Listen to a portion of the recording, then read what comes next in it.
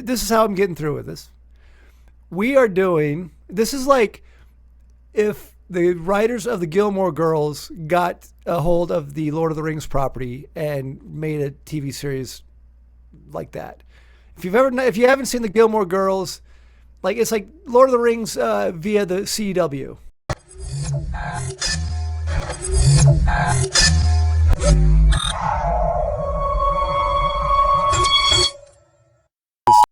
Their fourth attempt, and I was like, oh no. They started out with this ritual of the mothers and the daughters or whatever. Can I interrupt you just real quick? Because Yes. I know where this is going. Spoiler alert. I called this like the moment they, like I told my wife, I was like, hey, this is not real. That it's not real? Well, this particular part. Yeah. Well, as soon as it went earthquakey, Yeah. I knew something was afoot. You know, you get the shedding tree, which is like, oh no, that's tree alarm, something's wrong, and then of course you get the downfall of Numenor, right, being sunk in the ocean, kind of like Tolkien's version of the Atlantis myth. But my first instinct was like, oh God, finally some action. something's happening. Right, but you know this is going to save the series. It was right, like a death and wanton destruction. Tidal wave just wrecking the whole thing, and we could just start over. You know what I thought? I thought? At least Galadriel's going to get back to Middle Earth. Why? How would she get back to Middle Earth? Like surfing? Well, on now this she wave? doesn't need a boat. She can just keep swimming. Oh, she could swim. Oh, she could surf. Right. Real action's happening. It was amazing. Yeah. But then I was like, oh, damn it. This has got to be a dream sequence. Yep. It was all a dream. Yeah, I was like, they can't possibly be this ham-fisted. And I was like, no, not. I don't want it to be a dream. Please, no dream. And then for some reason, she's dreaming sitting down in a chair instead of in her bed, which I guess that just means she's busy. Right. Or maybe it's like a waking dream. And later we find that this is the same dream that Galadriel has briefly when touching the Palantir. Mm-hmm.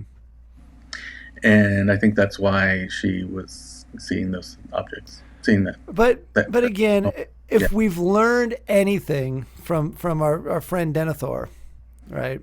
If the Palantir shows you the truth, but it doesn't show you the whole truth, which is a lie. Most of the time. Right. That's so. The fact that she was she saw the vision that letting Galadriel into the city basically has put these events in motion, right? Right. Which again, that's a MacGuffin and a half because Galadriel's fault. No, it's Halbrand. Halbrand's going to bring this stuff about, and Gil Faison. I'm trying not to look at all the ways this diverges from Tolkien canon, Tolkien lore, because I know it's just an adaptation, and they could easily come back and say, well, it's just an adaptation. We don't have to follow it line by line, word for word. And fair enough, right? They can take liberties, take artistic license. But if they're going to diverge from the canon, don't you think those divergences should be better, or at least better for film, than what Tolkien wrote? Like improvements? I mean, Peter Jackson diverged from the canon. But when he did, it was usually like, oh yeah, I could see how that might play better on the big screen. You know? Yeah. These changes aren't improvements at all. In other words, the whole reason this is happening in Tolkien is that the Numenorians got so proud that they tried to contradict the ban of the Valar, right. And try to sail into the West and fight the Valar and say, you got to let us into the Undying Lands. Right. The conflict that the elves bring upon the Numenorians, as far as this series goes, is that the elves are going to take our jobs. Yeah. That was dumb. That was like.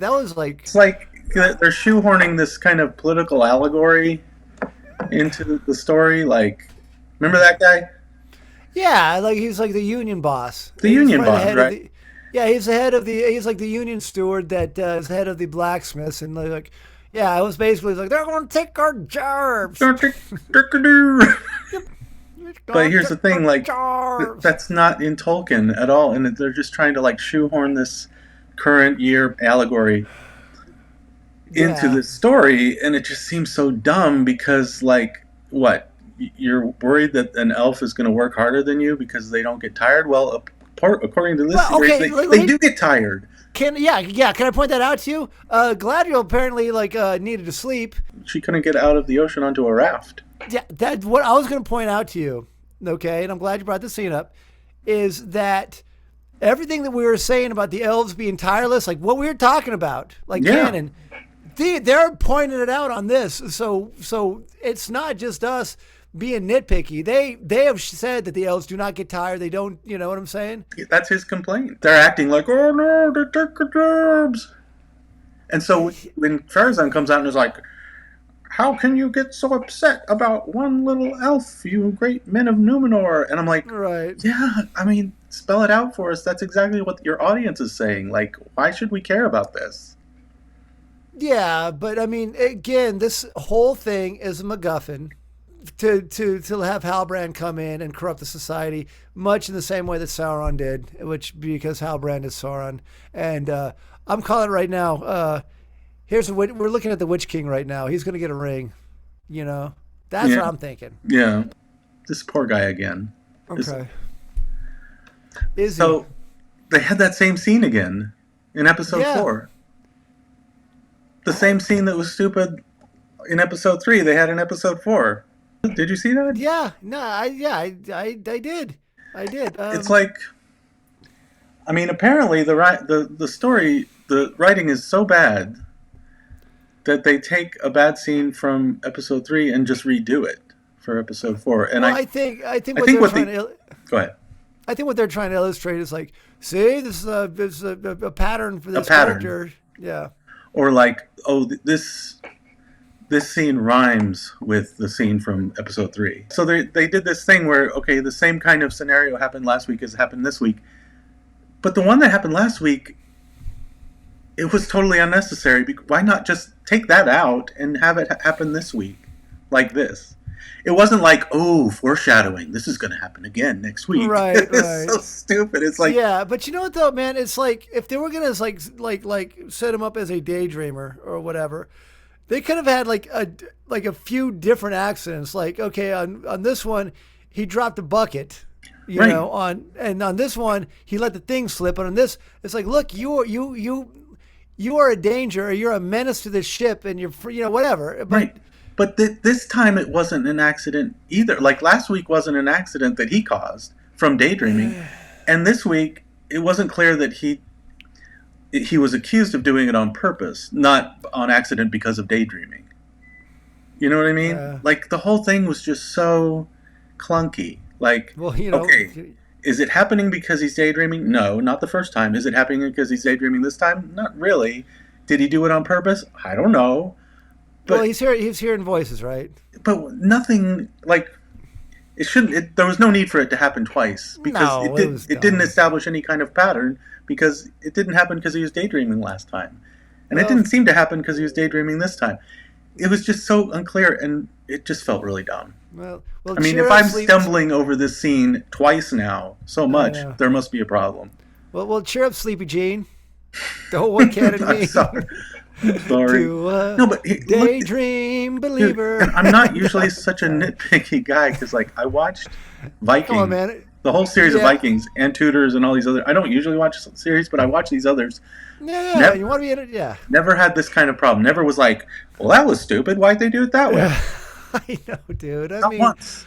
Not once did I break immersion. Yeah. And this is like, dude, the whole thing is breaking immersion. Like, I haven't been immersed once. You're right. This whole thing is like you said, man. It's the Gilmore Girls, bro. I mean, it's Tolkien with the Gilmore Girls. Like you've never watched the Gilmore Girls. My wife watched that crap. Yeah.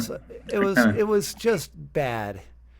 It was just. I mean, it was like charmingly bad. This is not charmingly bad. This is just kind of like I want it to become something. I mean, there are some things about this that I'm like, oh, okay. Right. Well, one thing in particular. Okay, remember how I said I was hoping that the Numenorian island would get sunk, and I was looking Right. forward to that. Yes. Yeah. I had the same feeling with this guy. Like, okay, here's this guy who's gonna start killing people. It's like bad guy alert, bad guy Right. music. And I was like, oh no, is this going to be another like kind of shallow, vacuous character? And he ended up being super cool. Yeah. Like he's by far my favorite character so far. Yeah, man. So far, yeah. So far, there's some dimension about him. Like, here's the thing: he's very friendly with the orcs. He's probably evil as crap, but there's something about him. First of all, he can act. Look at that face. And and you know how I was saying last week, or I've said the last 2 weeks. Look at that. How I've said the last 2 weeks, like Galadriel never seems conflicted. Yeah. Like she always just seems way too certain and sure of herself. And it's fine to have a strong woman. A strong woman is fine, but when she's just not conflicted and it always is just like so super serious, resting bitch face kind of thing, like I'm always going to get what I want, and I just want one thing, and I want to get it right now. I'm feeling constipated. Horses, except for horses. That was like what? No, but when you're so like one-dimensional, one-track mind, it just makes for a slightly boring character. This guy, in his face right now, I'm sensing several emotions. I am too, absolutely. He's like Father Adar. He looks like a father who's sad to see his son go, or his child. I mean, in a way. Or there's a loving gaze there. There's a loving gaze of pity, and then he kills him. He helps this orc to die. Yeah. Right? Stabs him, and look at that. And now it's like fury. Yeah, he likes and that. Like bottled up rage, and like all these emotions are just dancing. Yeah. I mean, like the guy's pretty good. I was like, okay, right, okay. Yeah, I'm sold on this. This is the only thing that so far I've been like, all right, I'm tuning in for this dude right exactly. now. Like I saw it as like you have a favorite dog, right? He's your favorite dog, and you have to put him to sleep. Right. Right. And the dog is suffering, and you have to kill it, and so that's that feeling of conflictedness. He loves the dog, but he knows if he really loves the dog, he actually needs to kill the dog. Yeah. You know what I mean? Yep. And all that's in his face, and so you could tell, like in one way, he like loves this creature, maybe as a father to a son, but then he has to kill it, but then when he kills it, he almost takes joy in killing it. Yeah. This orc, it's so freaking creepy. So I've got theories. Yeah. Would you like to hear my theories about this guy? Yeah. Not Sauron. Okay. Well, he's an elf. He can't be Sauron, right? Right. Well, I mean, yeah, but this is probably if they want to like take this could very well be one of the first orcs, one of the elves that Melkor took hostage. Right? Yeah. To torture to make the orcs. Right. You know what I'm talking about? Yeah. And that's why they're calling him Adar, father. Does that make sense? I think this might be one of the elves that Melkor captured and put in the pits of Utumno.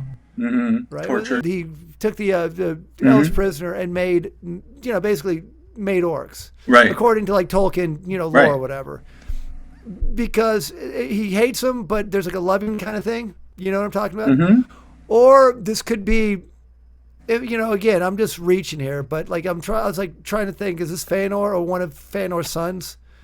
Right. No, actually, I actually had the same weird thought that you mentioned it might be Fëanor, and then I was like, maybe it's Maedhros, his eldest son. Yeah. Again, he kind of looks like it, but hold on. But one thing about Maedhros, according to legend, he died because the Silmaril was burning his hand. Like he got his hand on a Silmaril, but it was just burning his flesh. And he's like, why did I follow my oath to the ends of the earth if I can't really fulfill it, because now I finally got what I wanted. I got this Silmaril and it's burning me. I can't hold it. It's torturing me. He's like driven crazy. And he ends up killing himself by jumping into a fire pit, like kind of a Mount Doom scenario. And I was like, maybe this is like Maedhros. Maybe he actually didn't die. Maybe he survived, and that's why he has all this kind of scar tissue on his face from the fire. Yeah. I don't know. Yeah. Just a thought. And Fëanor had dark hair, right?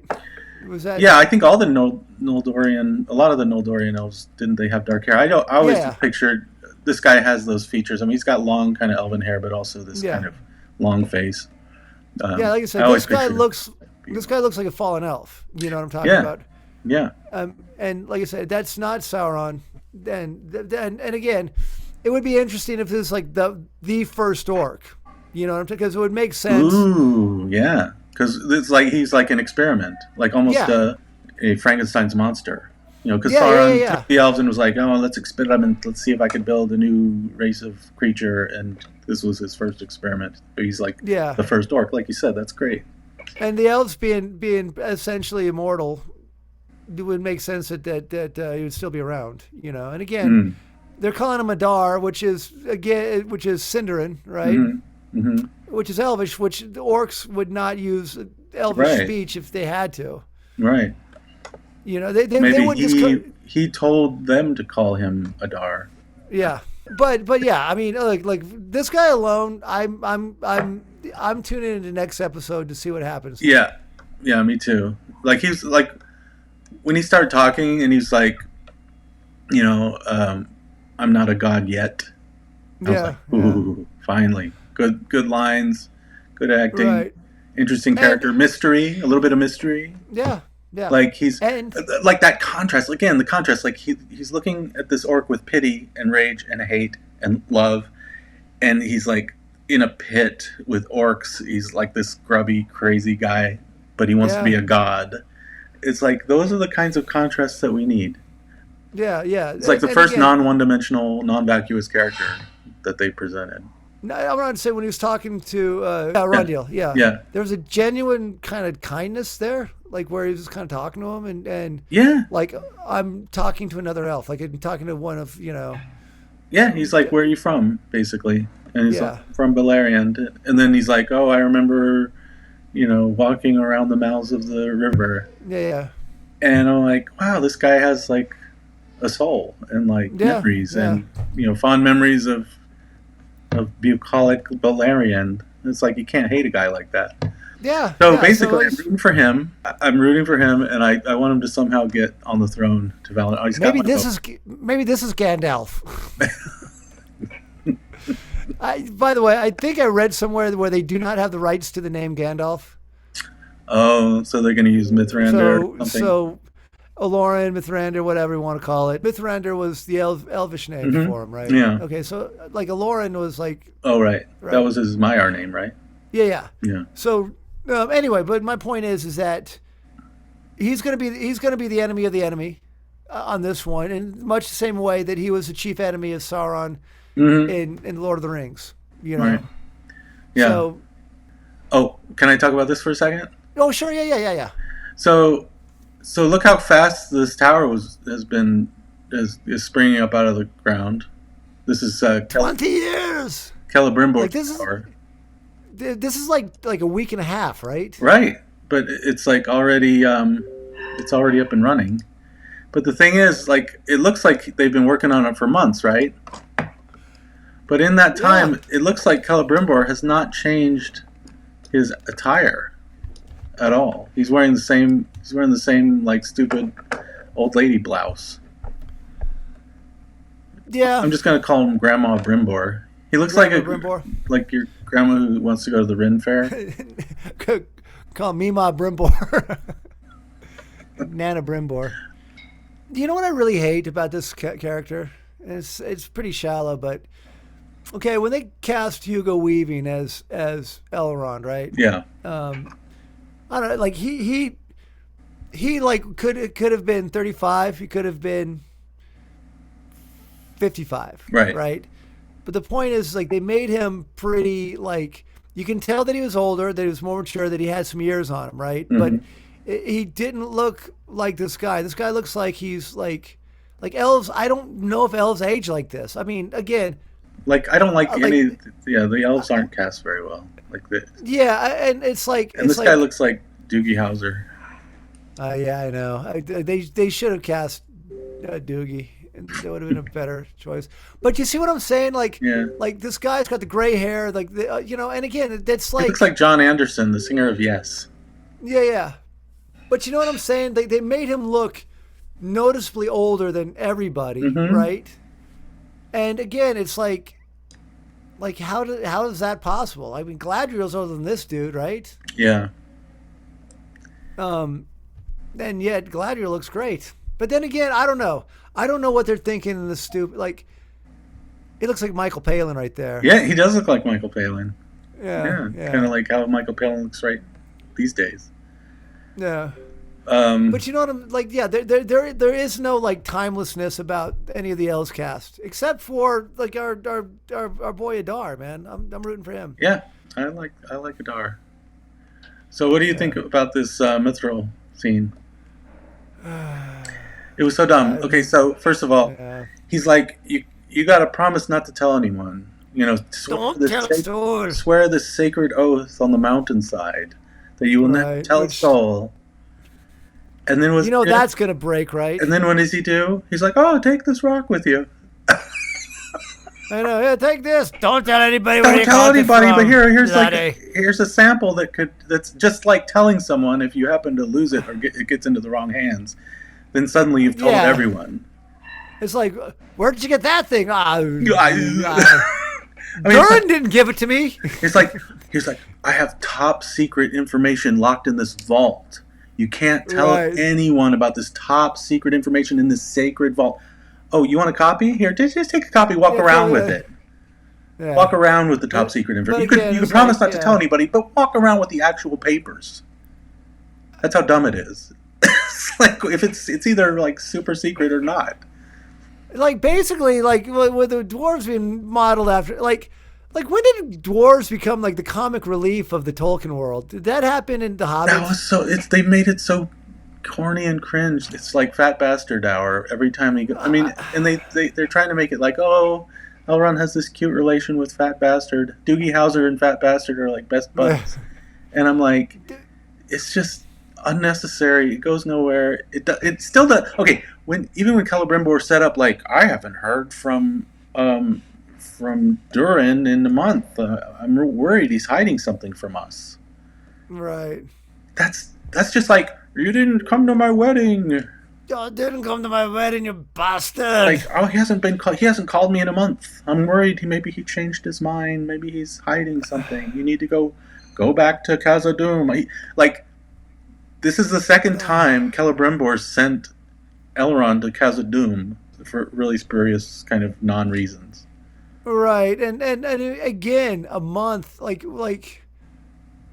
if I don't hear from you in a month, being the 21st century and all that stuff, I'd be like, dude, what's up? Yeah, you'd text me. You'd be like, hey, I'd text you, when are we gonna do a show? No, but like the whole idea, like, and I'm not even like let's not even talk about Middle Earth, okay? Yeah.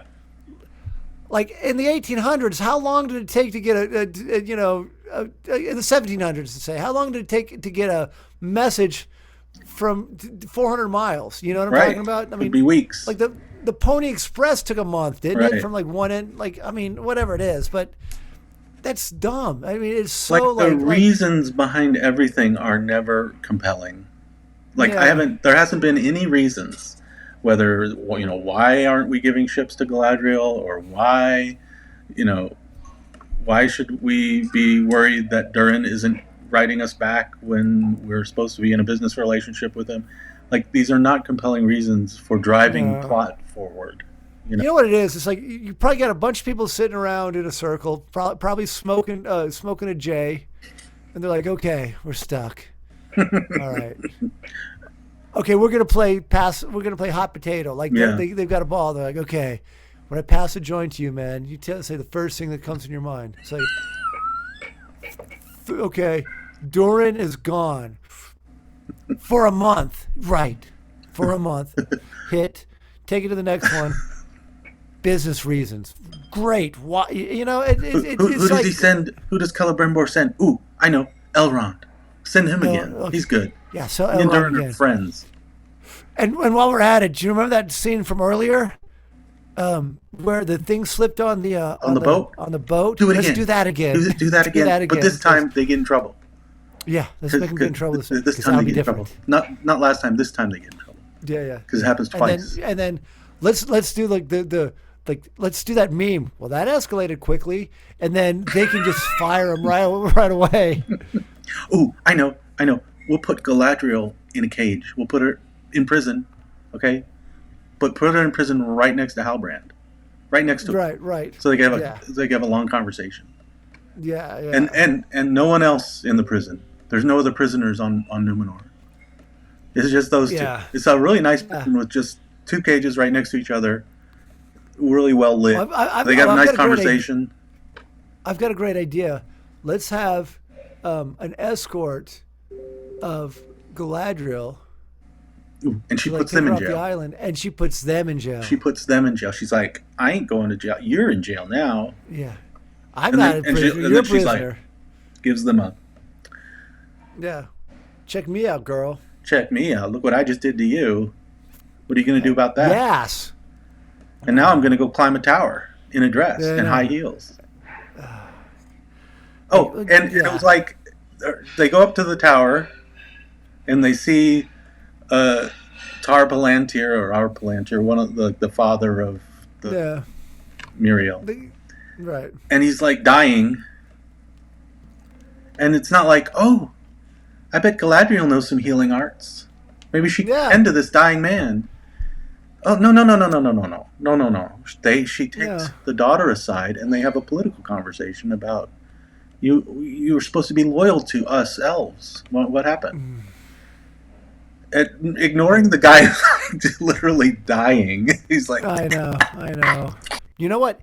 If she would have showed, like, oh my gosh, here's a sick and dying man. I am going to do what I do, and I'm going to heal him and be Galadriel, and then soften him up. Like it'd be like show a softer side, like the healing side. Then that would have gone so much further, and it would make so much more sense. And then all of a sudden, like, oh, here's this. We can form this alliance because elves are actually useful people. They're not just a nuisance. Yeah, but no. Again, missed out. This whole show is missed opportunities galore. To like totally. But we'll see where missed it goes. Opportunities.